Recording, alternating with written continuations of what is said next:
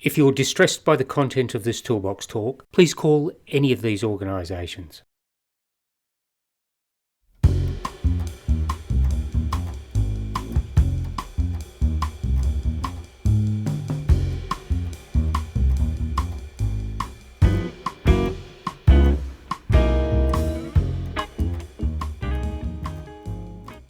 Studies suggest around 45% of Australians will experience mental illness at some point in their lives, with 1 in 5 experiencing it every year. Mental health and mental illness are still a taboo topic in some industries, especially in male-dominated ones. Transport is a male-dominated industry, with about 97% of truck drivers being men, and this makes workers in road transport and logistics less likely to access mental health and wellbeing services and resources. Meaningful conversations can be difficult, which is why we tend to avoid them, and yet they're important to create a real connection. Asking a simple question and starting a conversation with somebody you know can have an immensely positive impact on their day and potentially on their lives. Your driving colleagues from around the country have a unique perspective, insight, and some wonderful practical tips. Let's hear what some of them have to say. So the way I would ask if someone was okay is just ask them, are you okay? Yeah, you just sort of know if they're very quiet. Yeah, something's up there. All right, I'll catch him later on. I'll get him by himself and then we'll just say, you all right, mate? You want a cup of coffee? Let's have a cup of coffee. Come on. I'm not going, no. I said, no, I'm pulling in for a cup of coffee. Let's go. I'm waiting for you. Even if he's half an hour behind me, I'll back right off. Wait till he gets a nice, I'll see you at the BP. Exactly that. I think you see it in some people's physical sort of, like if you see them day to day, you know, and you see people, their heads will be down, shoulders will be down, or looking tired, you know, and not concentrating and all that. So, yeah, that's something I would sort of look at, and obviously if I'm talking to you daily and, you know, yeah, you can sound differently and, you know, so. And have you had any of those conversations that you think have really meant a lot to you personally or to the person that you start a conversation with? I've actually very much so as to a stage where I thought this fellow really needs help. So I ring my superior and they go further and they check him out and they just say to him, are you all right, you know? And I'll go out with him after we finish work. I'll go, come on, mate, let's go for it. Go and have a beer. You know, something if you want to wind down. Let's loosen up. And then they tell me everything, and then hopefully I had done my little bit to help him, and if he's got a big smile on his face after that meeting, he goes, cuz, you know, I feel better now, mate. So that's all I've got to say. That's it.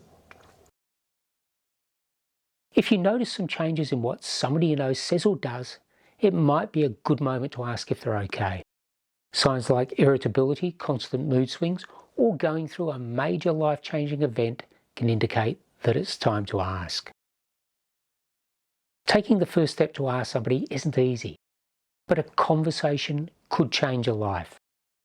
The 4 steps to remember are to ask, listen, encourage action, and to check in. Acknowledge that it may be difficult for the other person to talk about certain topics, situations, or feelings. So listen actively without judgment and encourage taking action.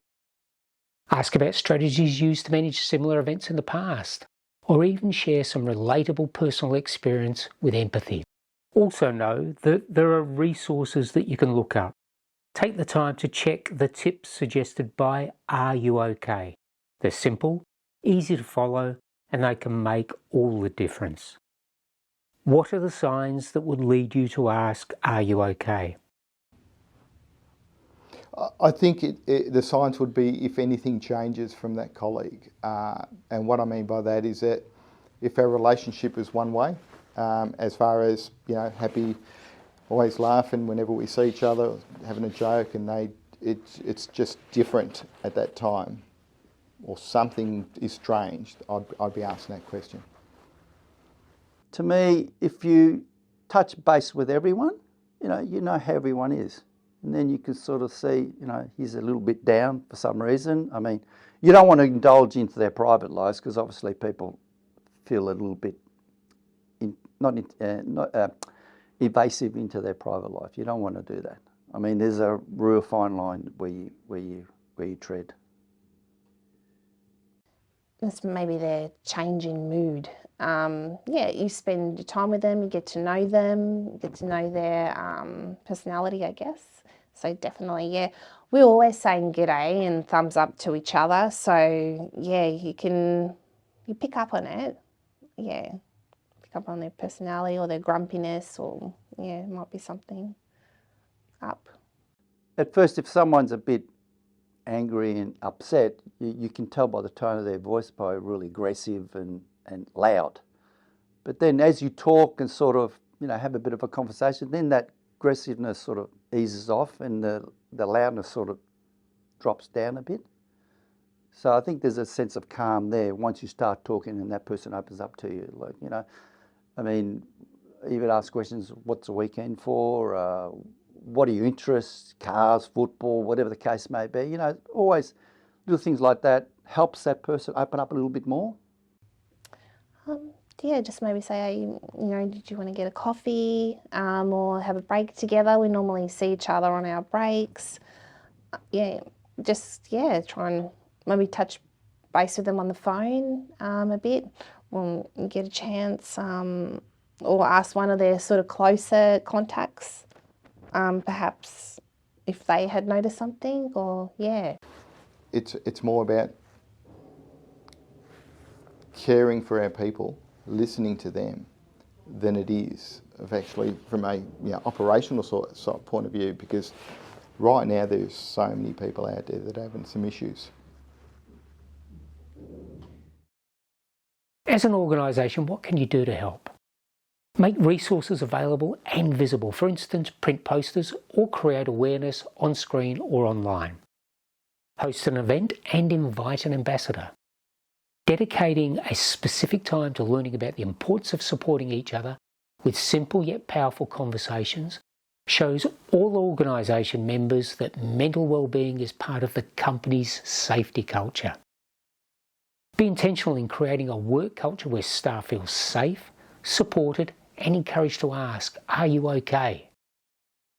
Create different roles within training programs such as chaplain or peer support officer that staff members can take to receive specialised training support for the well-being of other colleagues.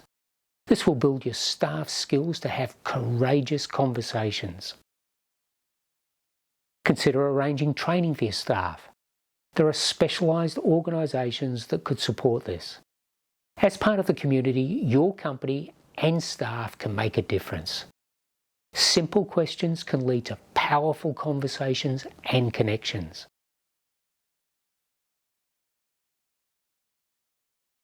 The contents of this Toolbox talk may be distressing for some people.